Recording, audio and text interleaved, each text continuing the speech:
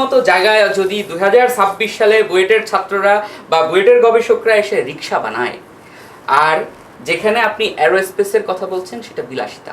তো আপনি দেখেন আমাদের কয়েকদিন আগে আমাদের যখন এই অটোরিকশা নিয়ে খুব বেশি কথা হলো, তখন হঠাৎ করে কিছু বুদ্ধিজীবী কিছু বাণী প্রসব করেছেন। সেই বাণীর মধ্যে ছিল হচ্ছে ওকে লেটস সে আমরা একটা কাজ করতে পারি, আমরা বুয়েটের সাথে মিশে আমরা এই রিক্সারই একটা আধুনিক প্রযুক্তির একটা রিক্সা বের করতে পারি।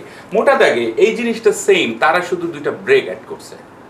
এই হচ্ছে বুয়েটের প্রযুক্তি। বুয়েট বাংলাদেশের সবচেয়ে সম্মানের কি বলছি, বুয়েটের মতো জায়গায় যদি 2026 সালে বুয়েটের ছাত্ররা বা বুয়েটের গবেষকরা এসে রিক্সা বানায়, আর যেখানে আপনি অ্যারোস্পেসের কথা বলছেন সেটা বিলাসিতা।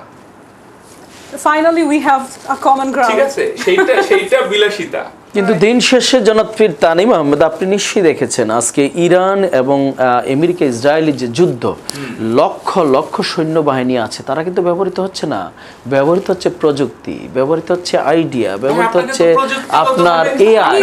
তাহলে আগামী হ্যাঁ আমরা তো সেইখানে কিন্তু পিছিয়ে পড়ছি কিনা।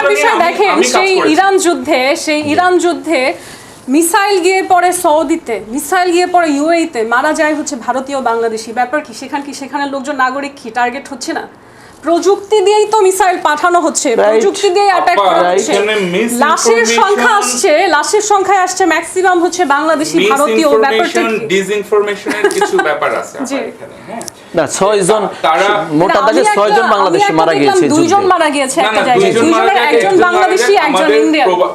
প্রবাসে আমাদের প্রচুর বাংলাদেশি কাজ করে, এবং ওরা যে মিসাইলগুলো মারে সেটা হচ্ছে মানে আমেরিকার স্বার্থ সংশ্লিষ্ট জায়গায় মারে, এবং ওইখান থেকে সেটা